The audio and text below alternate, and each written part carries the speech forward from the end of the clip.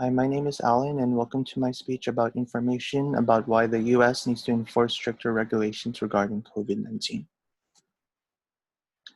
We all know how about the global pandemic due to COVID 19 and how it spread over a short amount of time. The virus originated in Wuhan, China in late 2019 and started spreading in the United States early 2020.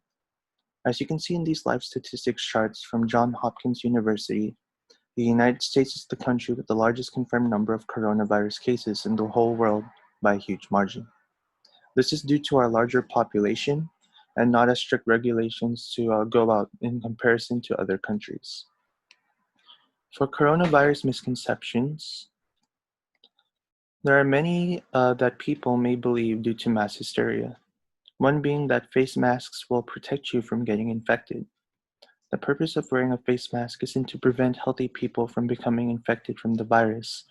Only medical grade face masks, such as the N95 or N100 models, used in hospitals by healthcare workers, can help filter out most of the already airborne particles. The main benefit of this is to prevent people who are already infected from spreading the coronavirus through respiratory droplets from the nose and mouth. People can transmit the coronavirus even when they are asymptomatic, and as many as 25% of the people with coronavirus shows no signs of infection, which has been said by the CDC, Center of Disease Control and Prevention, Director Robert Redfield in an NPR interview in March 30.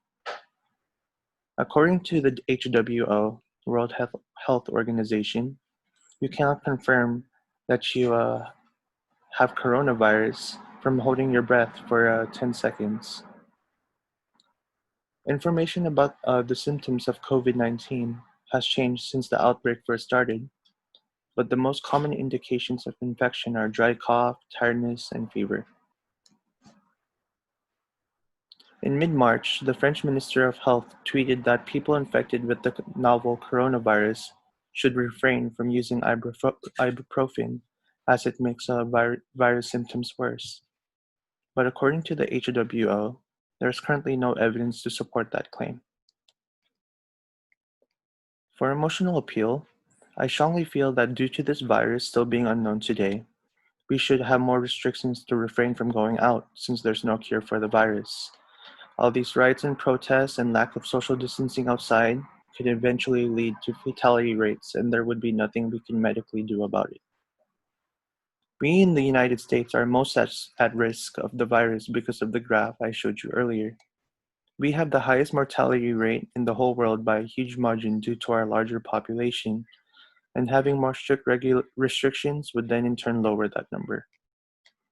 And although the mortality rate is low, many people have caught this virus as it is easily spread, and more than 376,000 people have died as a result.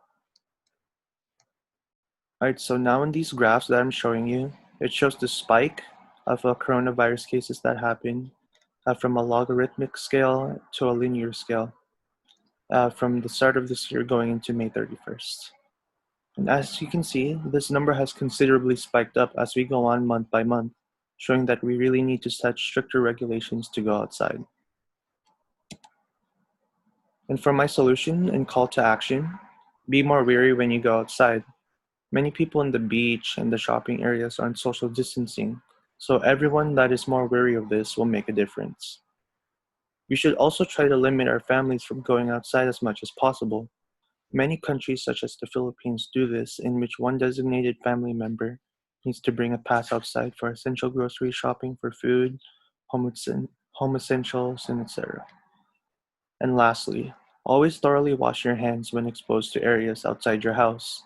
You wouldn't want to take the risk of bringing these viral particles inside your house, so wash your hands, stay sanitized, and all these methods of regulation will help play a part of the virus to soon die down. Thank you for listening to my speech, and goodbye.